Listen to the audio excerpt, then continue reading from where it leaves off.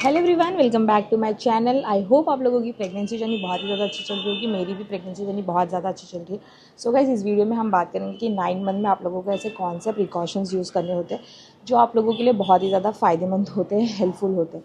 So guys, video start करने के पहले अगर आप मेरे चैनल पर नए हैं तो मेरे चैनल को सब्सक्राइब कर लीजिए और इस वीडियो को लाइक और शेयर करना बिल्कुल ना भूलना। अगर ये वीडियो आप लोगों को पसंद आती है तो, और बेल आइकन को प्रेस करना बिल्कुल ना भूलना ताकि ऐसी ही वीडियोज़ की नोटिफिकेशन आप तक पहुँचती रहे। तो चलिए आज का टॉपिक शुरू करते हैं। आज का टॉपिक ये होने वाला है गाइस कि 9 मंथ में आप लोगों को ऐसी कौन सी चीज़ें करनी चाहिए जो आप लोगों के लिए हेल्पफुल होगी। जैसे मैंने कहा कि 9 मंथ जैसे ही शुरू होता है आप लोगों को रेगुलर चेकअप के लिए प्रॉपर जाना चाहिए।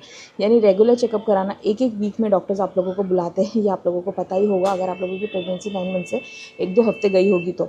यहाँ पे जो 9 मंथ का स्कैन होता है, यानी 35th वीक में एक स्कैन होता है जिसके बेस पे पूरे 9 मंथ की जर्नी आपकी डिसाइडेड होती है कि आपका बेबी कौन सी पोजीशन में है।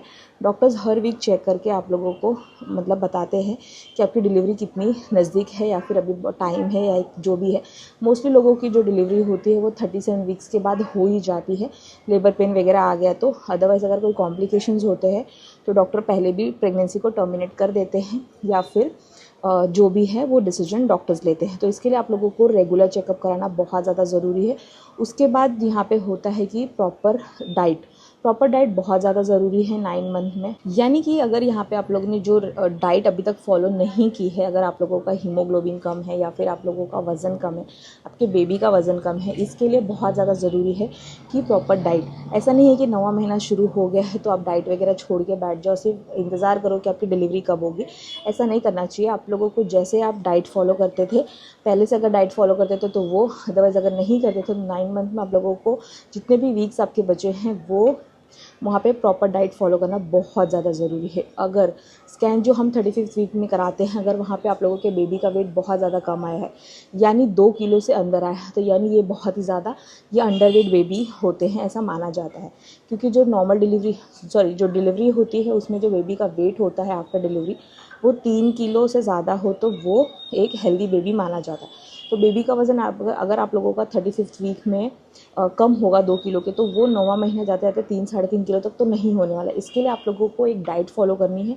प्रोटीन बहुत ज़्यादा ज़रूरी होता है। अगर बेबी का वेट बहुत ज़्यादा कम है तो प्रोटीन इंटेक आप लोगों को बढ़ा देना चाहिए, जिसमें आप लोगों को पनीर, एग, हरी सब्जियाँ, ये सब खाना बहुत ज़रूरी है। दूध, दही, ये सब जो आप खाओगे, जो कैल्शियम आयरन की टैबलेट्स वगैरह दी गई हैं, वो सब आप प्रॉपर लोगे तो यहाँ पे बेबी का वेट होता है वो एकदम प्रॉपर आ जाता है डिलीवरी आते आते। क्योंकि आपके पास 9 मंथ आने के बाद 4 हफ्ते होते हैं जो कि आप लोगों के लिए इनफ है अगर आप लोगों के बेबी का वेट कम है तो उसे बढ़ाने के लिए। क्योंकि जब बेबी का वेट प्रॉपर होगा तो आप लोगों की जो प्रेगनेंसी है बहुत ज़्यादा हेल्दी होगी और आप लोगों का भी वेट ज़्यादा नहीं बढ़ना चाहिए। इसके लिए आप लोगों को ज़्यादा तली हुई चीज़ें, ज़्यादा पैक्ड फूड, ये सब नहीं खाना है। मोस्टली 9 मंथ में आप लोगों को प्रोटीन इंटेक बहुत ज़्यादा करना है, जिसमें कि पनीर, दूध, दही, ये सब चीज़ें हो गई। खट्टी चीज़ें जो होती हैं उसमें प्रोटीन बहुत ज़्यादा होता है तो वो खाना बहुत ज़्यादा ज़रूरी होता है। सो यहाँ पे आप लोग ने ये अगर फॉलो किया है ना तो आप लोगों की डिलीवरी अब तक स्मूथ चलती आई है और 9 मंथ में भी बहुत ज़्यादा स्मूथ रहेगी और आप लोगों की डिलीवरी भी बहुत ज़्यादा स्मूथली हो जाएगी, आप लोगों को पता भी नहीं चलेगा। उसके लिए ये बहुत ज़रूरी है। और 9 मंथ में एक सबसे ज़्यादा जो ज़रूरी चीज़ होती है वो होती है एक्सरसाइज करो या फिर डेली वॉक करो, जैसे आप लोगों को कंफर्टेबल लगे, जितना लगे उतना अपने आप को एक्टिव रखो। क्योंकि प्रेगनेंसी के 9वें महीने में अपने आप को एक्टिव रखना बहुत ज़्यादा ज़रूरी है गाइज। यहाँ पे अगर आपने थोड़ी भी लेजीनेस दिखाई, यानी 8 महीने तक आपने बहुत ज़्यादा सब फॉलो किया, एक्सरसाइज, डाइट वगैरह, बट 9 मंथ आने के बाद आपने यहाँ पे सब कुछ कम कर दिया, बहुत ज़्यादा लेजीनेस आने लग गया है, आपको भूख नहीं लग रही, आप खाना नहीं खा रहे हो, तो ऐसा आप लोगों को बिल्कुल नहीं करना है। प्रॉपर आप लोगों को 2-2 घंटे के गैप में थोड़ा थोड़ा कुछ खाओ लेकिन ज़रूर खाना है। और जो रेगुलर एक्सरसाइज मैं बोल रही हूँ उसमें आप लोगों को डेली वॉक करना है। 10 से 15 मिनट वॉक किया बहुत ज़्यादा अच्छा है। थोड़ी डक वॉक कर लो, थोड़े बटरफ्लाई पोजीशंस जो है वो सब कर लो।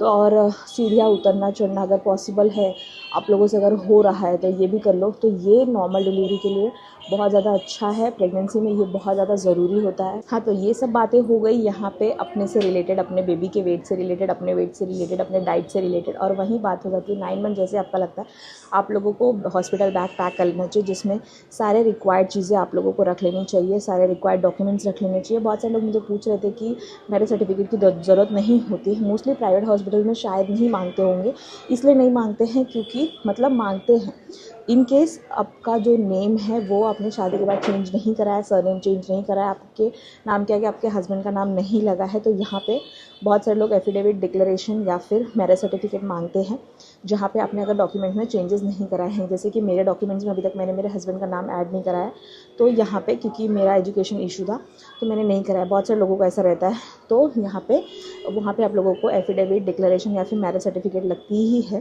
क्योंकि मैरिज सर्टिफिकेट नहीं बना है, नाम नहीं चेंज हुआ है डॉक्यूमेंट्स में, तो मैरिज डिक्लेरेशन या फिर एफिडेविट आप लोगों को लगता है, सेल्फ डिक्लेरेशन जो होता है वो लगता है। सो ये सब डॉक्यूमेंट्स आप लोगों को ले लेना है, क्योंकि एंड मोमेंट में आप खुद ही इतने हेक्टिक फेस में रहोगे कि आप लोगों को कुछ ध्यान नहीं देता। फाइल्स वगैरह आप लोगों को प्रॉपर लेके जानी है, जितने भी स्कैन कराएं स्टार्टिंग से लेके अभी तक जा रहे रिपोर्ट्स, ब्लड रिपोर्ट जो भी, वो सारे हॉस्पिटल में लेके जाने हैं, क्योंकि जब कॉम्प्लिकेशंस आते हैं तो सब कुछ लगता है। ये हो गया, हॉस्पिटल बैग पैक कर लेना चाहिए फर्स्ट वीक ऑफ 9 मंथ में जब भी लगे, क्योंकि डिलीवरी कभी भी 37 वीक्स के बाद हो सकती है। और यहाँ पे वो चीज़ें हो गई। उसके बाद होता है बहुत सारे लोग बहुत ज़्यादा स्ट्रेस लेने लग जाते हैं 9 मंथ शुरू होते ही। तो आप लोगों को 9 मंथ लगते ही इतना स्ट्रेस नहीं लेना है कि डिलीवरी कैसी होगी, डिलीवरी कब होगी, बच्चा सही है कि नहीं, बच्चा तो कहीं टेढ़ा तो नहीं हो गया, बच्चे के गले में नाल तो नहीं फंस गई है, ऐसा बहुत सारे लोग टेंशन लेने लग जाते हैं। तो 9 मंथ में आप लोगों को ना ये स्ट्रेस बिल्कुल ले लेना है, क्योंकि जो चीज़ें स्मूथ चल रही हैं वो भी शायद कॉम्प्लिकेटेड हो सकती हैं स्ट्रेस लेने की वजह से। और आप लोगों को 9 मंथ आने के बाद आपके बीपी पे बहुत ज़्यादा वॉच रखना है, आपके वज़न पे बहुत ज़्यादा वॉच रखना है, यानी आपकी डाइट पे, कि आपका डाइट एकदम प्रॉपर हो जिससे आपका वज़न बहुत ज़्यादा ना बढ़े। और आपका अगर शुगर लेवल बढ़ा हुआ है तो उस पर भी आप लोगों को चेक करना है। अगर शुगर लेवल बढ़ा है तो मीठी चीज़ों का सेवन आप लोगों को बहुत कम करना है। अगर बीपी बढ़ा हुआ है तो आप लोगों को लो सॉल्ट फॉलो करना है, यानी कि हर एक चीज़ में थोड़ा कम नमक खाना, और कच्चा नमक तो बिल्कुल भी नहीं खाना है। तो 9 मंथ आने के बाद ये सब चीज़ें ना आप लोगों को फॉलो करना बहुत ज़्यादा ज़रूरी हो जाती है।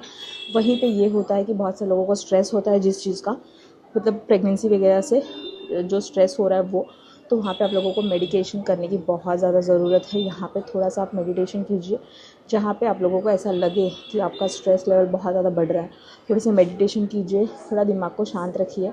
इतना स्ट्रेस लेने की बिल्कुल ज़रूरत नहीं है गाइज़। 9 मंथ शुरू हो गया, अब डिलीवरी भी एकदम अच्छे से हो जाएगी। सो गाइज़, आई होप आप लोगों की प्रेगनेंसी जर्नी बहुत ज़्यादा अच्छी चले। मेरी भी अभी डिलीवरी होने ही वाली है थोड़े दिनों में, तो मैं भी वही प्रे कर रही हूँ कि आपकी प्रेगनेंसी जर्नी बहुत अच्छी चले, मेरी भी अच्छी चले। सो इस वीडियो के लिए इतना ही guys, bye bye, take care.